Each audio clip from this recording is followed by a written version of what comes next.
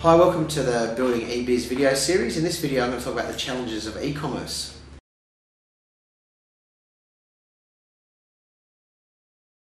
Building a website, technical, that's a really key issue. You've got to get a good website partner or web design, web development partner to help you to build your site. Preferably they need to be experienced in e-commerce and building sites to sell online. They need to understand the platforms that you can use to build online, and I always tip people in the direction of using licensed systems like Magento or Volution rather than building e-commerce platforms. And thirdly, I think it'd be good if they really understand your vertical and your product. So if they show some sort of connectivity to you and your products and services, that can be a good thing as well, because the more they understand about your business and your products and services, the better chance they've got of helping you sell them.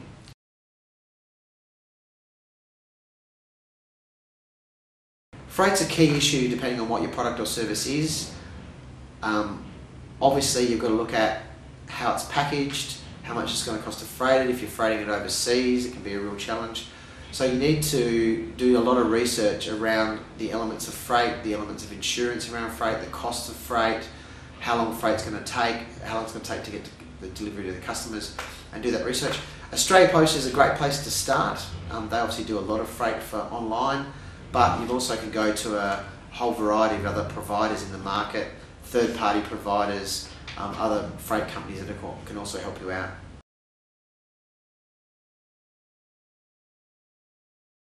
You've actually got to work out what process you're going to put in place within your business to pick and pack your goods. So if you get an online order, who's going to pick it, who's going to package it, and who's going to post it, and how often you're going to do that.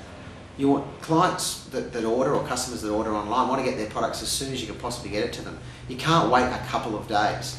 So if you're only selling a few products a day, say you've got a high value item and you're selling a few products a day or even one a day, you don't want to wait too long to pick and pack it. You've got to make sure it's packaged correctly so it's not damaged, and you've got to make sure that you've got your sort of fulfillment part of it sorted out.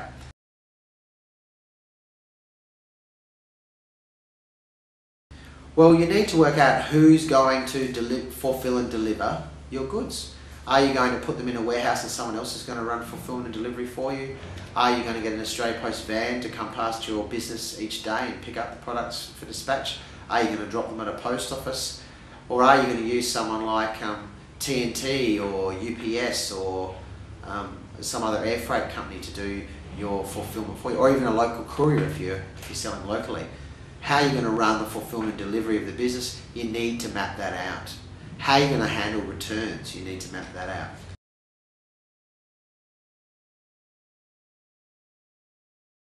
Another challenge is marketing. It's easy enough to build a website, an e-commerce website to sell online and set all the bits and pieces up, but you've got to actually get customers. So you've actually got to find customers online that are looking to buy your products and services. And there's a few ways you can do this. We've got another video in the Building eBiz series that you can have a look at about Google and marketing. So have a look for those. But just in principle, search engine optimization, you've got to get your content right. You can do some search engine marketing on Google or Bing. You can do online advertising. You can do price comparison tools. You can do affiliate channels. You can do email marketing. There's a whole series of techniques you can use to market your products and services online.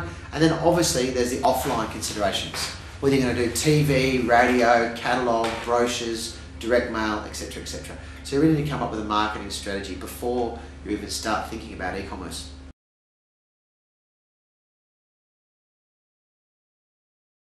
Accounting and reconciliation. One of the key things about e-commerce is making sure that you obviously get the accounting procedures right.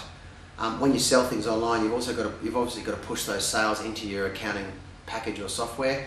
Might be QuickBooks or MYOB or SAP or some other accounting package you've got running in your business. You've got to actually think that through. How are you going to transfer your customer sales data and your pricing data and your information across into your accounting package, and actually develop some procedures and some processes around that.